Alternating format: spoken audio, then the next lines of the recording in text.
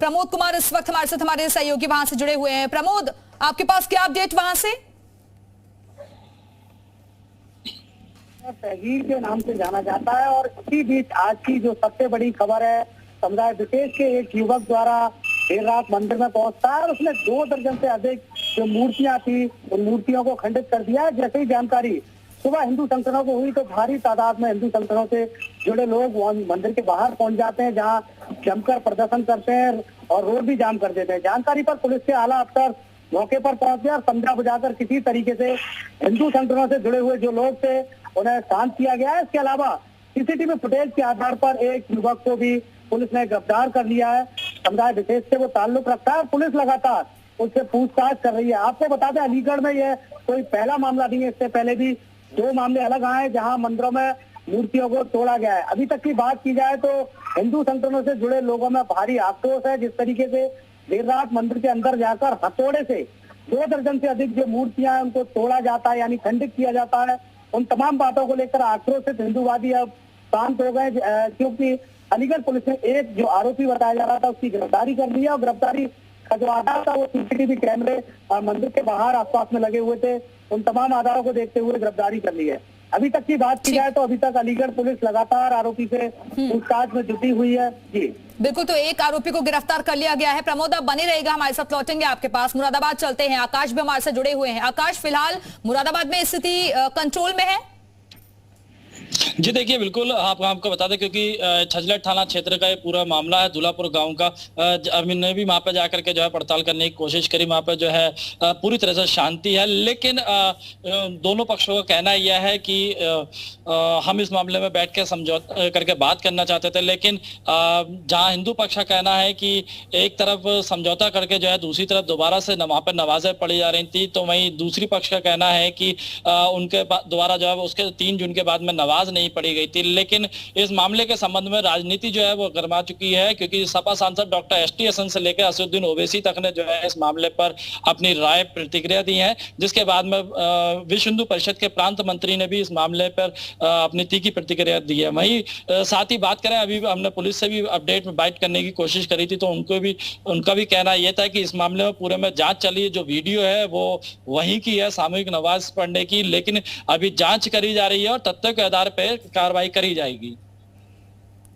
ठीक है, तो इस पूरे मामले पर अब सियासत भी नजर आ रही है, क्योंकि मुरादाबाद और अलीगढ़ दोनों जगह ही अलग अलग मामले सामने आए हैं और साफ तौर पर अमन चैन को बिगाड़ने की कोशिश की जा रही है। लेकिन सवाल यही है कि आखिरकार किसकी ये साजिश है।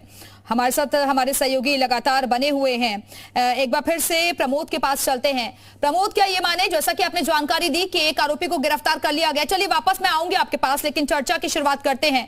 तमाम खास मेहमान इस वक्त हमारे साथ जुड़ चुके हैं, उनका तारुफ आपसे करवाते हैं। समीर सिंह जी हमारे साथ जुड़ गए हैं, बीजेपी प्रवक्ता हैं। इसके साथ ही मोहम्मद फरहान, प्रवक्ता AIMM के जुड़े हुए हैं। अवध किशोर जी हमारे से जुड़ गए हैं, हिंदू धर्मगुरु हैं। और मौलाना शहाबुद्दीन जुड़ गए हैं, मुस्लिम धर्मगुरु हैं। बहुत बहुत स्वागत है आप सभी का। लेकिन शुरुआत समीर सिंह जी मैं आपके साथ ही करना चाहूंगी, क्योंकि पब्लिक प्लेस पर नमाज नहीं, सड़क पर नमाज नहीं, और अब घरों में भी नमाज पर ऐतराज। तो सवाल ये कि नमाज पढ़ें कहां? देखिए दिव्या जी, उत्तर प्रदेश के अंदर कानून का राज है और किसी भी धर्म को अपने धार्मिक गतिविधि को करने के लिए सबके अलग अलग पूजा पद्धति और सबके अलग अलग स्थान है। नमाज मस्जिद में पढ़ी जाती है, हिंदू पूजा मंदिर में करता है, अपने घरों में करता है भगवान की पूजा, ईसाई क्रिश्चियन गिरजाघरों में जाते हैं। ऐसे सबके लिए स्थान तय है और इसमें कहीं किसी को आपत्ति नहीं है और कहीं किसी को कोई विरोध नहीं है। सबको अपने धर्म को मानने का, अपने धर्म के बारे में जानने का और अपने धर्म को आत्मसात करने का अधिकार है। सबका साथ, सबका विकास और सबका विश्वास माननीय प्रधानमंत्री जी और माननीय नहीं, ओवैसी साहब कह रही है फ्रीडम ऑफ रिलीजन का उल्लंघन है। के अंदर कानून का राज, फ्रीडम ऑफ रिलीजन का ये उल्लंघन है। और आप अब ये भी बताएंगे कि नमाज कहां पढ़नी है क्या? नहीं दिव्या जी, साफ साफ वो कह रहे हैं कि अन्याय है मुसलमानों के साथ। नहीं दिव्या जी, देखिए हमें नहीं, हमें बताना ही नहीं है, वो तो तय है पहले से। मस्जिद में नमाज पढ़ी जाती है और कुरान में लिखा है कि कहीं विवाद हो रहा है तो उस जगह पे आप नमाज भी अदा करोगे तो वो नमाज फलित नहीं होता है, वो माना नहीं जाता है। विवादित जगह पर तो नमाज भी नहीं होती। नमाज तो एक पाक प्रक्रिया है उनके धर्म की, जिसके माध्यम से वो अपने देवता को, अपने इष्ट को याद करते हैं। लेकिन मैं इतना जरूर कहूंगा कि कहीं ना कहीं ओवैसी साहब नफरत की खेती कर रहे हैं, और उत्तर प्रदेश के अंदर वो पहले भी नफरत की खेती करते रहे। लेकिन ये अच्छी बात है कि उत्तर प्रदेश की जनता ने उनको हमेशा शिकस्त दी है, और मुस्लिम समाज ने ही शिकस्त दी है। समीर सिंह जी को आपने सुना, वो कह रहे हैं कि असदुद्दीन साहब नफरत की खेती करते आए हैं, लेकिन इसके परिणाम नहीं मिल पाए उनको कभी भी। माननीय योगी जी की सरकार है और भारतीय जनता पार्टी की सरकार में कानून का राज है।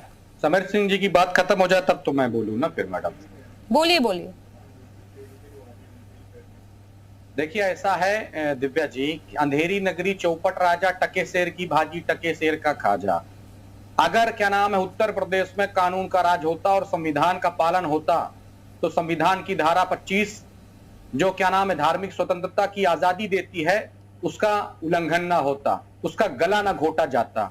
अब आप बताइए कि अगर कोई व्यक्ति अपने घर में नमाज पढ़ता है तो क्या उसके खिलाफ मुकदमा किया जाएगा? 26 लोगों के खिलाफ मुकदमा किया गया है, 2 लोग फरार हैं।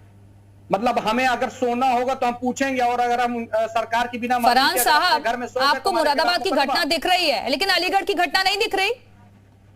वहां जानबूझकर मूर्तियों को तोड़ा जा रहा है, खंडित किया जा रहा है, और ऐसा एक बार नहीं, हमने आपको बताया कि कितनी बार ऐसा हो रहा है। बताइए एक, और समुदाय विशेष पर आरोप है। अच्छा एक मिनट, ये मूर्ति खंडित किसने किया? एक मिनट क्या नाम है, मूर्ति किसने खंडित किया? एमआईएम ने खंडित किया है कि एमआईएम के लोगों ने खंडित किया है कि मुसलमानों ने खंडित किया? किसने किया है? जिसने किया हो उसके खिलाफ सख्त से सख्त कार्रवाई होनी चाहिए, और उसकी क्या नाम है जमानत नहीं होनी चाहिए, पहली चीज। दूसरी बात मैं कहना चाहता हूं, आपने मूर्ति खंडित मामले को कैसे क्या नाम है मुरादाबाद के नमाज मामले से जोड़, क्या है इसका? मैं तो आपको दोनों तरफा दिखाना की कोशिश कर रही हूँ ना, दोनों तरफ दिखाना चाह रही हूँ कि अगर आप कह रहे हैं कि मुसलमानों के साथ ये अन्याय हो रहा है, तो वहां हिंदुओं के साथ ऐसा क्यों हो रहा है? बात तो दोनों पर होनी चाहिए ना। फिर आपने जब दूसरा पक्ष मुझे दिखाया तो मैंने क्या कहा कि जिसने भी खंडित की हो विवेचना होगी, और उसके बाद उसको सख्त से सख्त उसके खिलाफ कार्रवाई होनी चाहिए, उसको ऐसी सजा दे कि कभी भविष्य में ऐसा। अरे तो यही बात जो आप बोल रहे हैं, ओवैसी साहब इस पर भी बोल देते ना कुछ। जी, जो बात आप कह रहे हैं यहाँ पर बैठकर, ओवैसी साहब इस पर भी कुछ बोल देते।